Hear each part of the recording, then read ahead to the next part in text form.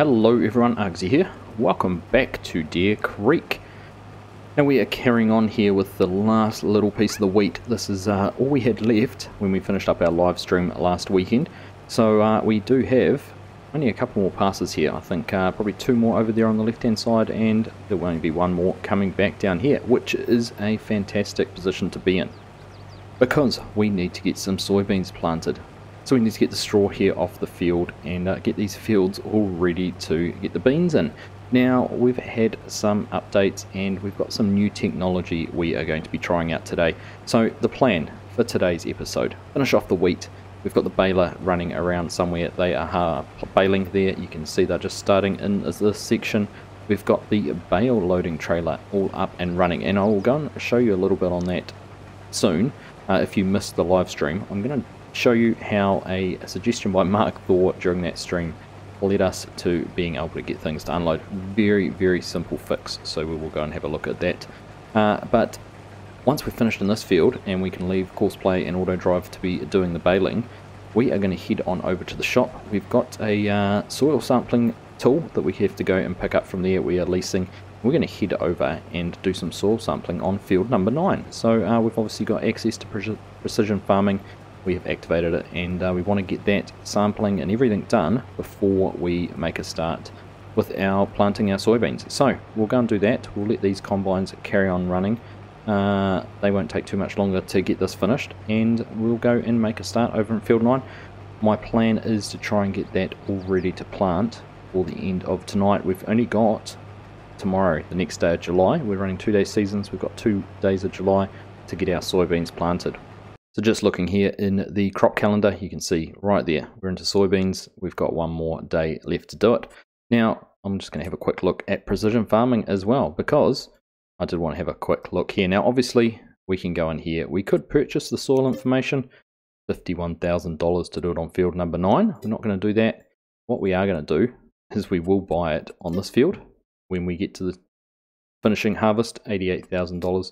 And once the corn is harvested out of this field, we'll look at buying it there, but $174,000. So it's not a cheap investment, but probably when we look at how long it's going to take to do this whole field with the soil sampling tool, you'll probably understand why we would be buying it rather than doing it ourselves. So we'll let the combines carry on running, but the baler there is just turning around and heading on back down this pass. And somewhere, well, in fact, we can see the square baler is full, or the bale trailer is 14 bales on it, 100% full, so it must be waiting. And in fact, we might have a little bit of a traffic jam over on the exit out of the field, so we'll go over and have a look at that quickly, and I'll explain to you how we got that bale course all fixed. Alright, so we've just picked up the bale trailer as it's on its way out of the field, and obviously we don't have very far to go to the bale sell point, but all we had to do to get this to work, and I will bring up the course so you can see, is move the sell point label further away. We had it back about here, and the tractor was still stopping before it got to that point, but for whatever reason it would not unload. Now should in just a second start unloading these bales, and it was working perfectly during the live stream, and there we go. Things are unfolding, things are lifting up, and we're going to get these bales sold. So it was literally as simple as moving that label a little bit further away.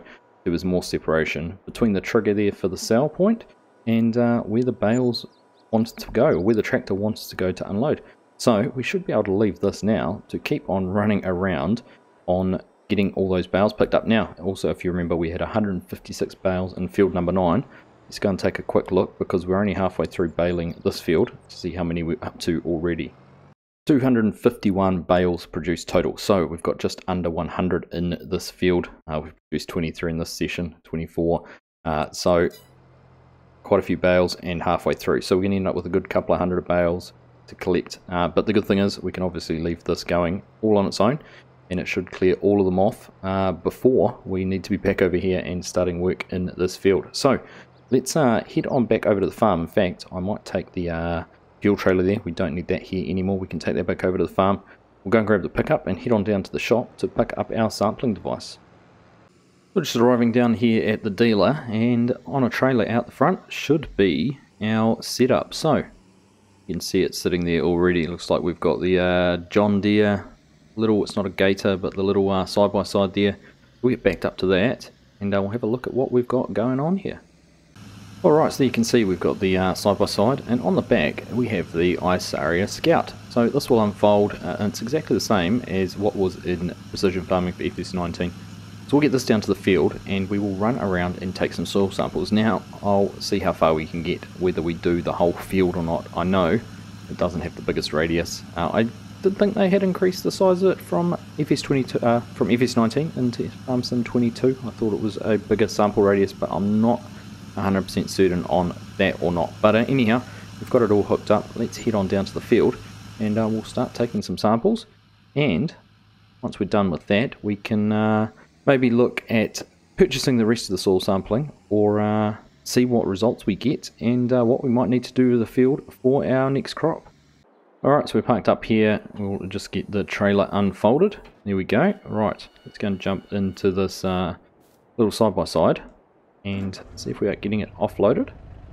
Be able to back up very carefully. We just about scraped some of the Scout there. We probably should have backed up. Alright, let's get this unfolded. You'll see there it will open out. Now if we open up the mini-map down in the bottom left corner, we will get a circle which will show us the radius of our samples. Alright, so there we go. We actually had it unfolded already, and we've just folded up and unfolded again. But you can see it's not too bad a size. It's still going to take us a wee while to get this whole field done, but let's just make a start and see how we go. So press the button, that will pop that down and take our first sample, and done. Right, let's carry on. We'll get a few of these done and then see about sending these off for analysis. I'm not sure if that's what we have to do again. I am kind of learning as we go. This is my first foray into precision farming in Farming Simulator 22, so learning a little as we go. Anyhow, I think we might just time-lapse this for a little bit, see how many samples we can take, how long this might take to do the field, and we'll catch up with you once we're all done here.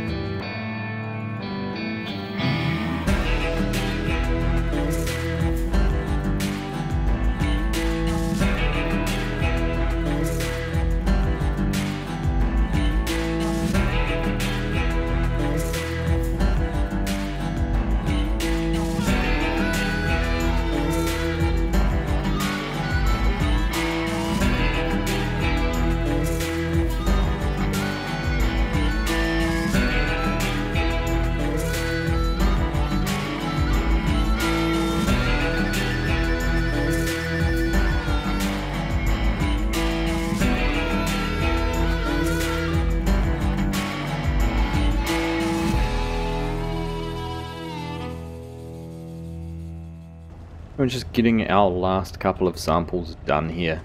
It hasn't actually taken too long, to be completely honest. I wouldn't want to do it on the big field, not with this size. Or if it did, I'd at least want to have some GPS equipped, and that wasn't actually an option to equip the GPS, even though it's got the receiver there on the roof. we couldn't equip it on this vehicle. So would have made it easier, but there we go, we are all done. In fact, so we get it folded up, we'll just get back over here to the trailer and we'll take a look at the precision farming menu and see what we need to do with sending these off for analysis, or what we need to do next.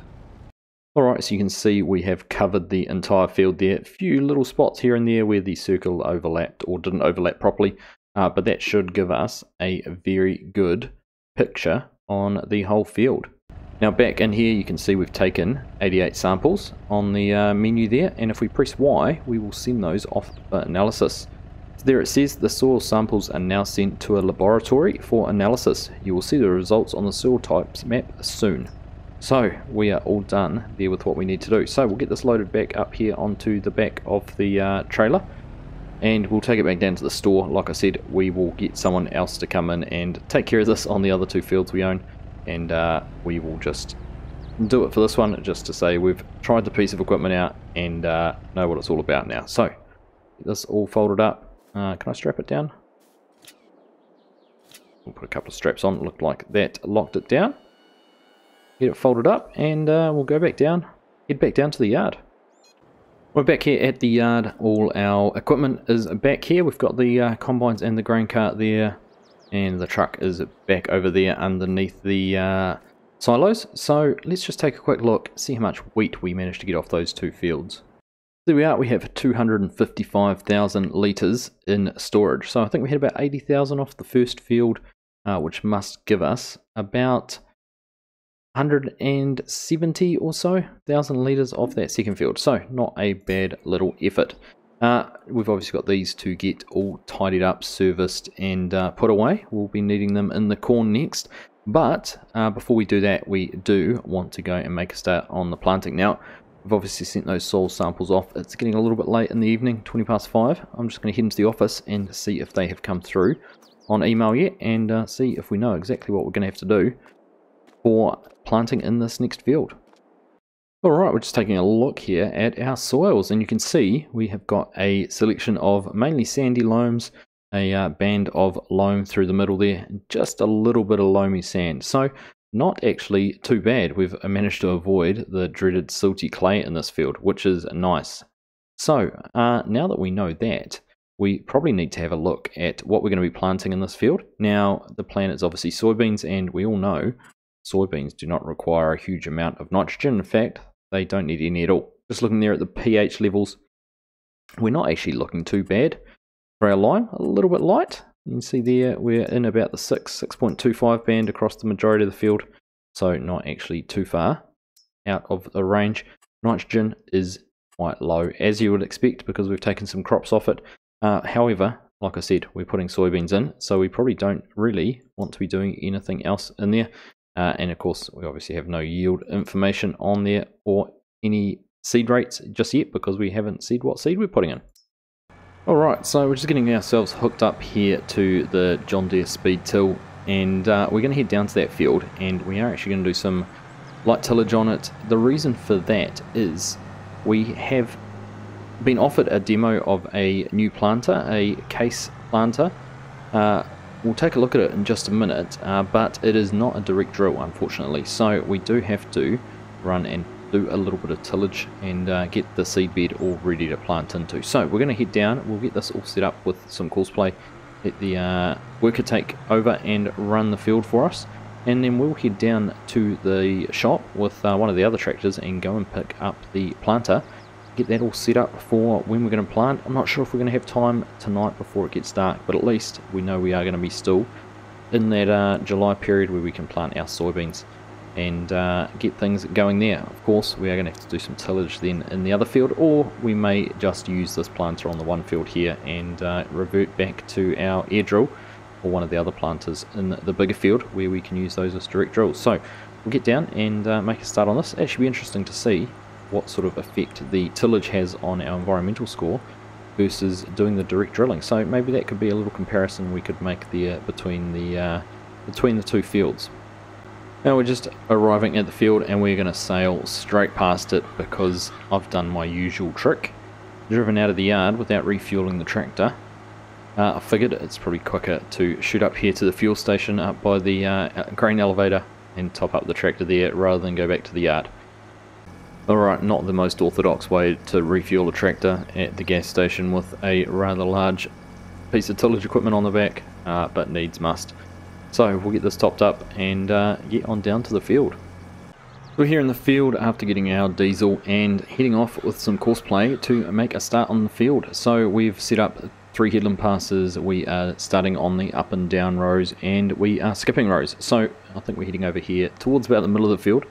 The first passes they do will be full field length rather than doing these little sections in here. I'll come back and do those last. So get over here and let them get unfolded and make sure they start off in the right place before we will head off, leave them here, and we will go and get sorted out with the planter. Alright, there we are, cruising along at a nice 14 miles per hour. That is what I love about this tool. It's not as wide as some of the others, but boy, you can drive fast with it and cover some land. Now, one thing I did just want to check before we get too far through this was our environmental score. I do know that different tillage has different effects on it, so let's just take a look at where we're starting so we can keep an eye on this as we go through getting the field prepared and planted. So there we are, field is 57 is the current environmental score. You can see our different bars there. I'm not exactly sure which one is which. I do know that we will have an overall environmental score for the map.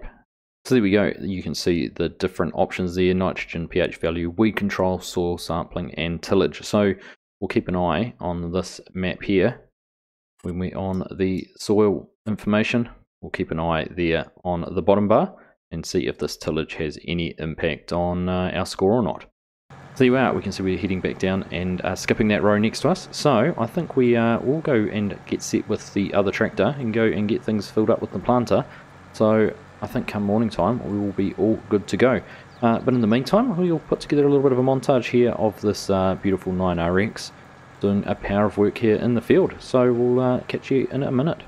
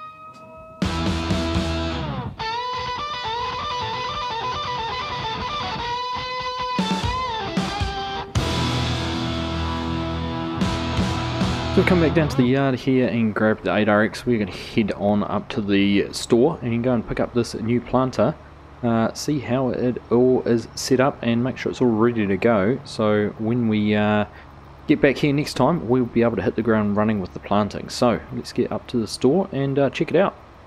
So here we are, all hooked up to the planter we are going to demo. So this is the Case IH Precision Disc 500T with the Case IH 3380 cart on the back. Now the cart is equipped for fertilizer and seed, so we can get both applied there. Obviously, precision farming and planting soybeans, we're probably not going to need too much fertilizer, if any. Now this mod is has been released by Perma's Modding on his itch.io page. I will share a link to that in the description. It is a mod that was made or converted for FS19 by K-Men Modding, and there was an update done or some tweaks done to it by Carl Farms. So this is actually the Carl Farms version from 19 that Permas has brought through with the permission of both those guys to release here for 22. So we will give this a go, see how it goes planting our soybeans, and hopefully it's going to work pretty well. I know I'm going to get lots of complaints about having a red piece of equipment behind a green tractor, but what do you know, I like Christmas. So let's jump in here and head on back to the yard, and we'll start to get it filled up with some seed and ready to go planting. Alright, we are back here at the yard, and we are going to see about getting this filled up. Now I do have a few pallets of dry fertilizer and seed in there, so we're going to have to figure out a way to get those out. We really do need a skid steer. But we just press the button there and we will get the auger opened on the side of the tank there, which is very nice, nicely animated. And if we pressed it again, it would move over to the front bin. Now I'm not sure which is seed and which is fertilizer. Hopefully the larger rear bins are the seed and the smaller ones at the front is the fertilizer. Now the other thing I didn't mention, we have gone for the 60-foot drill here. There is two options.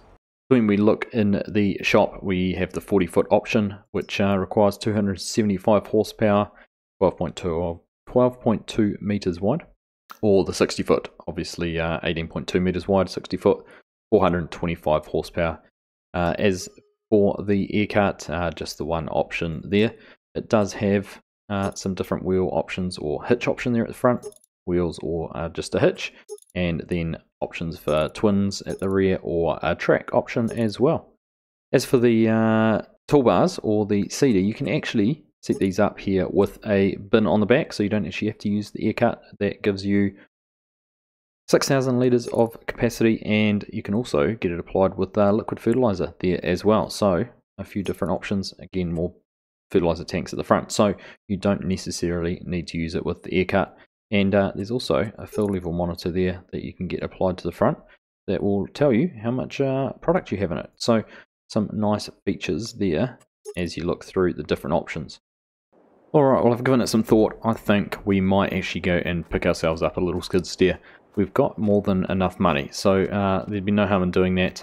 We'll get that organised so we can use the fertilizer that we have there and the seed over the other side. Get that put into the planter. But I think we will save that for the morning. It's too late now to get to the dealer and get anything else purchased. So we'll have to sort this out in the morning. We'll go over and check on the baler, see how they are progressing. They must be close to finished, or in fact, just looking down Spectre down the bottom, I can't see them on the list. So they may have finished already. And we'll see how many more bales there are to pick up. And at the same time, we'll go and take a look at the 9RX and see how far it is from finishing in that field. Alright, so just here with the baler, they are on their very last pass around the outside. Now we'd left the headlands till last, and the very outside one to very last, because this was the left track, and we'd already done the left in the centre of the field. We were doing the right. And now we're back on the left, so we'll let them head on around the outside. The bale trailer still has a fair few bales to pick up and haul out of here. I've done a stellar job though. They must be halfway through the field already when you look at how far across we've got, so not too many more loads. But bear in mind, they've probably been going for over an hour and a half, doing load after load after load. Now let's just take a look and see how many bales we have done all up so far. Right on 400 bales as we stand, so 250 bales out of this field. 14 a time, that is getting close to 20 loads needing to be taken out. So we'll leave them running here. They'll get this finished. We'll let the other baler get done, and they can head on off back down to the shop and park up down there. Right, let's go and check on how the 9RX is going, and then I think we might be wrapping things up for the day. Alright, and we've progressed pretty well on this side as well. Just getting this last little section done before the 9RX head on around and does their headland passes. So, again, everything is wrapping up at just the right time. Let's just take a quick look at our environmental score, see if this tillage has had any impact on that. Still sitting on 57, so no change because of the type of tillage we've done. Now, that may come through later, I don't know. I'm still learning, as a lot of people. So we'll figure that out as we go. We will keep an eye and see if our bar down the bottom, which is the bar for tillage, changes at all over the course of the work we were doing.